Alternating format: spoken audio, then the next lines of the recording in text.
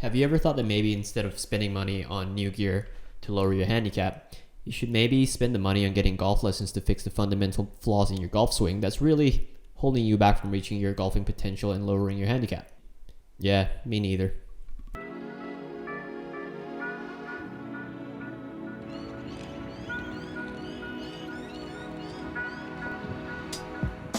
So something rare happened at the op shop the other day.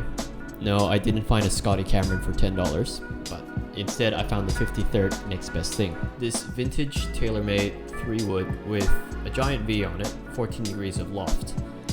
And this bad boy cost me a whopping total of $10. Now I couldn't find much information about this club online. Anything where I type in the letter V either takes me to V for Vendetta or the TaylorMade V Steel 3 wood, of which this clearly is not. The branding makes it look like it came out in the mid 80s, the time that the original TaylorMade burner came out, so I placed it to around that era. I even contacted TaylorMade Australia to try and find out more information about this club, but they didn't have anything on it.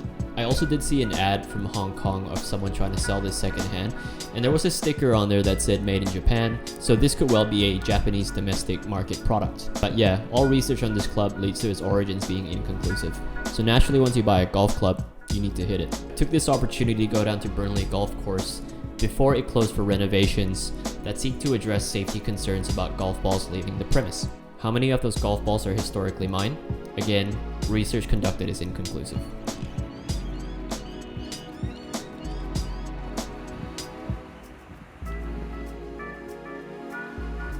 Having never hit a golf ball with this club prior to what you're about to see on camera, I had no idea whether this was going to absolutely launch it or self-destruct on impact.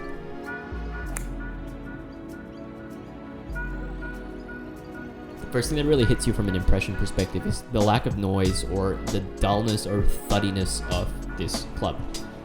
But this is really par for course for clubs of this era, not the high-pitched tings that you hear from modern fairway woods. I hit it about 190, which is around my range, I guess, for modern clubs as well. As I get up to the 4th hole, I was on a little bit of a hot streak, having parred the last 3 holes. I thought this was it. I'm gonna break par here. I was ready for TaylorMade to give me a call to be the ambassador of the new vintage golf lines that they were gonna release in my honor. But that call never came, and that dream was short-lived. As it turned out, my slice has the ability to transcend decades of technology. The 5th is a bit of a similar story, less slicey and more fadey, but again leaked one out to the right.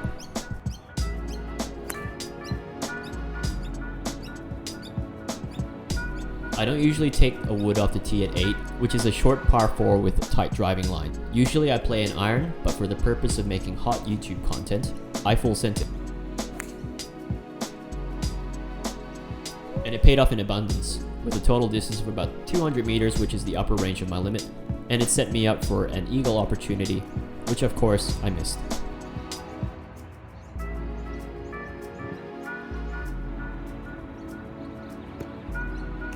So anyway, would I game this club? Well, actually I did play it in the next round at the local club comp in place of my Mizuno STX from 2021. I can't say that I scored any worse than I would have. Yes, my mishits didn't go as far as they would with a more modern club, but I actually got a ton of enjoyment gaming it. And oddly enough, in terms of clubs where I don't lose one wildly off to the right, probably the club where I have the most faith off the tee at the moment. So for now, yes, I am gaming it, it lives in my bag. But maybe that's just me trying to justify not going for lessons. I don't know, you be the judge of that.